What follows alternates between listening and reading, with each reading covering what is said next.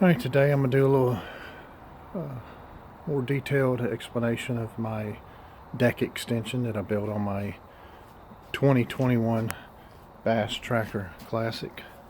I've had some questions of how I done it, a little more explained detail, so I'm going to go into a little more detail on how I done it.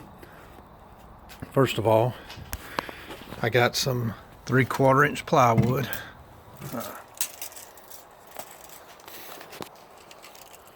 My local store.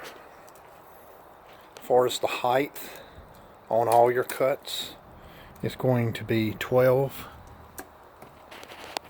and 3/4 inch high. So all your side pieces, your two side pieces, your front and back, and your center divider are all going to be 12 and 3/4 inch high. As far as the length, my front and back piece, I made mine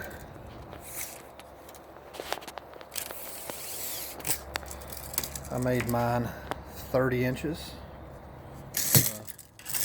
The reason I made mine 30 inches is so that I could still access my rod holder. You could make yours a little longer. I believe at the bottom it measures out 36 inches from the console to the bottom part of your deck, if you're not concerned about using your rod holders.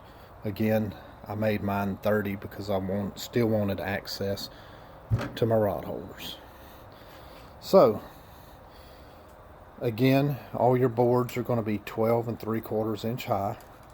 Your front and your back board, if you're going off my design, will be 30 inches.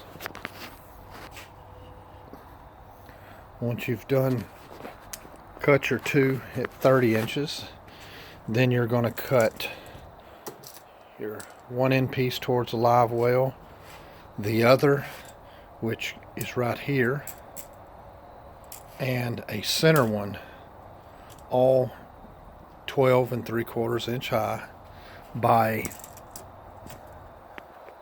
20 inches long. So you'll have your two front and back that are 12 and 3/4 by 30. Then you'll have 1, 2, 3 dividers that are 12 and 3/4 by 20 inches long. I've got this sitting here just to show you that there is a divider right here. It goes the full length of the box. So I have 1, 2, and then the other end piece. Once you've got those pieces cut out, then you can use a Craig's jig to connect them. I drilled a hole at the top and bottom and one in the center on both here and here, on the end piece towards the live well, and this one and your center one. So you'll have 6 holes total using a Craig's jig. If you're unfamiliar with a Craig's jig, that's what a Craig's jig looks like. It's a little device you can buy at Lowe's, Home Depot, whichever one. As you can see, it's kind of at an angle. You set that on your piece of wood like so. You take your drill bit, which hooks to any drill, clamp this down, drill the hole. It drills it at an angle. Once it drills it at an angle, then you take your square tip extension. I used 1 1/4 inch screws. As you can see, they look like that, just square tip. And I stuck those in the hole, pre-drilled holes, and screwed them together. It makes a very tight fit. I used a little wood glue on mine just to make it a little stronger. It's optional. Once I connected my two end pieces there and here to my front and back piece. Then I put my center divider right here. I made mine, as you can see, 18.5 inches long from the live well. I also put, as you can see, an additional piece of wood right here to give me a lip, so that when my lid shuts, it sits on this lip so that when I stand on it, it doesn't sag any. So when you cut that third one, you can cut a fourth one the same size, a full piece.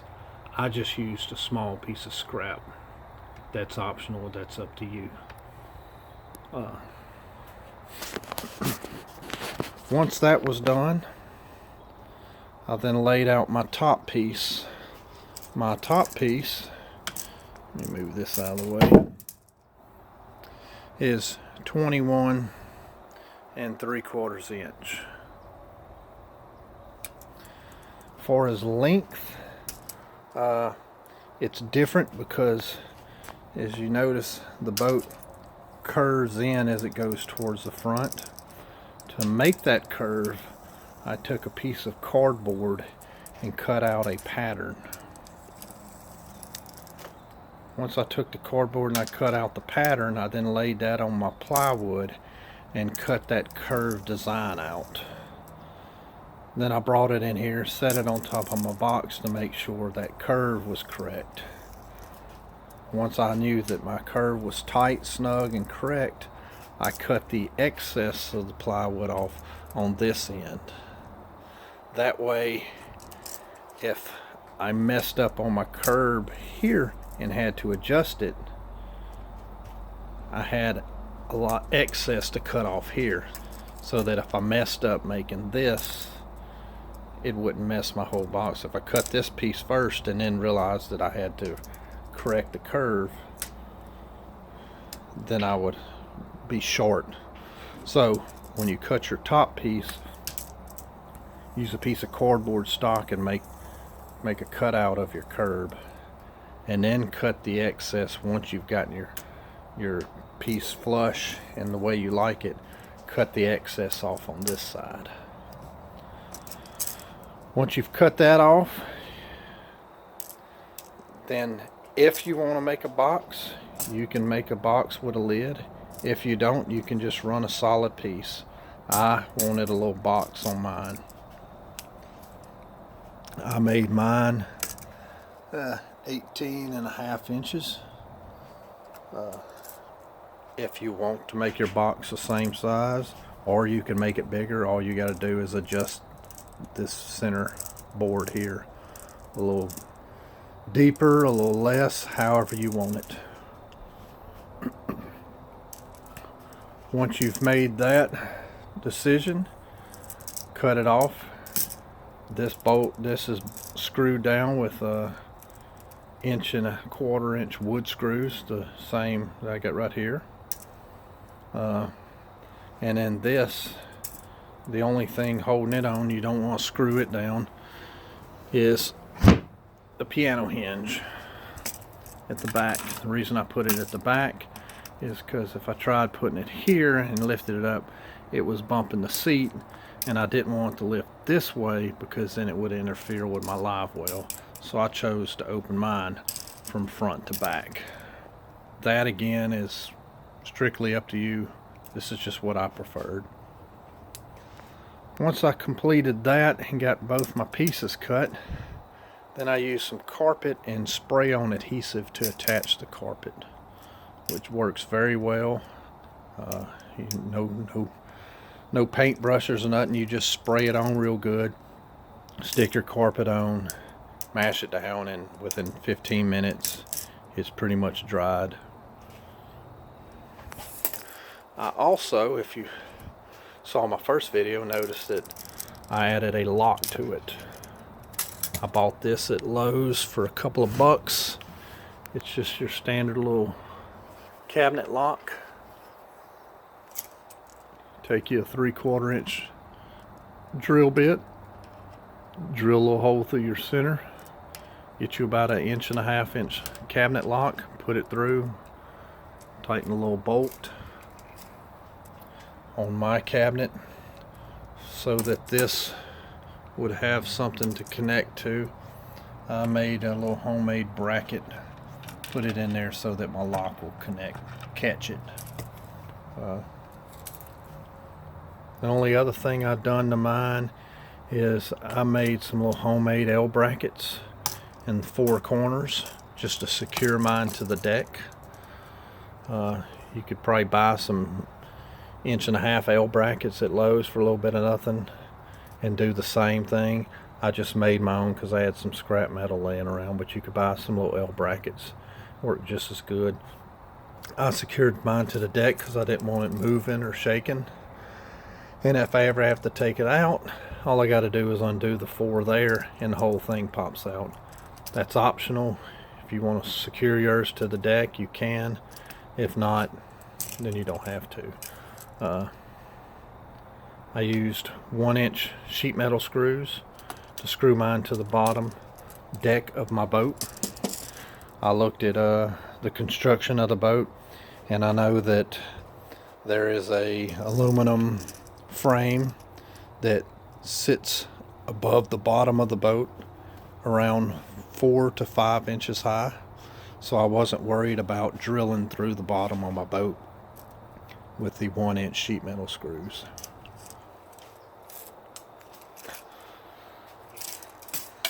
That's pretty much it. I hope that helped you out, and if you have any more questions, please leave comments. If you liked the video, subscribe, and if you want to see any additional videos of anything, just leave me a comment and let me know. Also show you one more thing with the extra plywood I had. I made me a small little step up between the 2 seats. As you can see, it's 7 inches high, and the width between the 2 seats. I've got a board here, here, here, and then one in the back. It's just a little step up to help you get in the back a little better. It's also good as a 3rd seat. You can put a little cushion here if you want, or just sit on top of the wood. It's very sturdy. It holds me with no problem. I'm 230 plus pounds. I have no issues at all with any of the deck sagging. And so far it's working good. Again, if you have any comments or requests, just leave them in the comment box. Thank you.